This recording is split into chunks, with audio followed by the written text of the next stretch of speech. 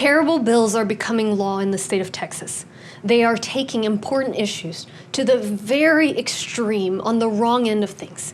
They're taking this state back in time, and here's how.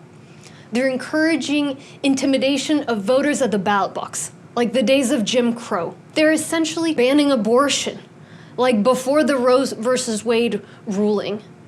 They're allowing pretty much anybody to carry a gun openly, no permitting, no training, just like the Wild West. And they're gagging teachers in how they teach about race, like back in the day when we all had to pretend like racism wasn't a thing. These bills are eliminating generations of work, of fighting, of sacrifice to move our state forward. And we have to fight back.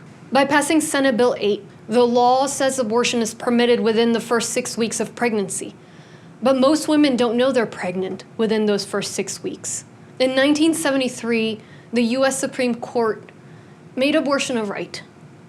But now Texas is trying to take us back to a time of back alley abortions, to the dark ages when untold numbers of women died trying to get through botched procedures.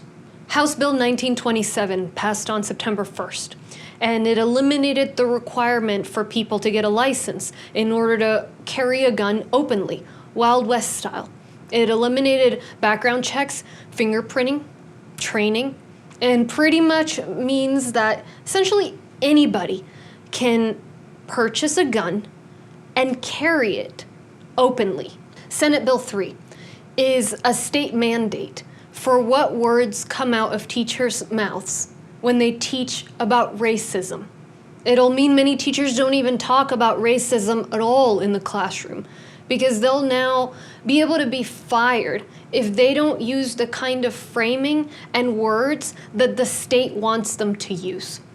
It's like the time before the civil rights movement, when civil rights laws were delayed and delayed because people convinced themselves that racism was not real, that it was somebody else's problem, that we ought not talk about it so directly.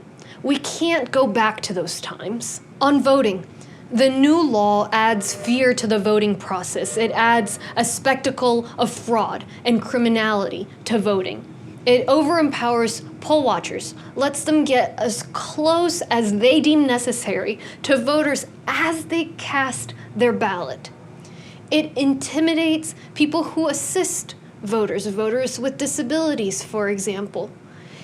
It creates severe criminal penalties for innocent mistakes that routinely happen and that are usually dealt with efficiently and quickly by local election officials. It limits voting hours, bans 24-hour voting, and drive-through voting. It is extreme. And there's a vigilante angle to all of this. They're turning back time, but they're also pitting us against each other, creating vigilantes at the ballot box when partisan poll watchers can breathe down voters' necks as they cast their ballot. Vigilantes at the doctor's office. The abortion bill has a provision that says that if somebody sues a doctor for performing an abortion, that person can get $10,000.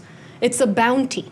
There will be vigilantes in the classroom where a child or a parent can get a teacher fired for not using the words that the state prescribes and how to teach. And on top of all of this, of course, there will be the ability to carry a gun openly for pretty much anybody. So what will we do about all of this? There are already individuals and groups fighting back. Organizations, including Harris County as well, filing lawsuits against the voter suppression law. Entities that are building funds to support women who need to get an abortion. And I, for one, in my office, are working hard so that in spite of the voter suppression laws, Democrats, Republicans, and anyone in between will be able to cast their ballot in elections in Harris County.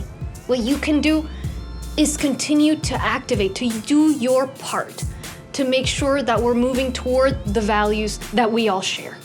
We're going to continue in the fight as well.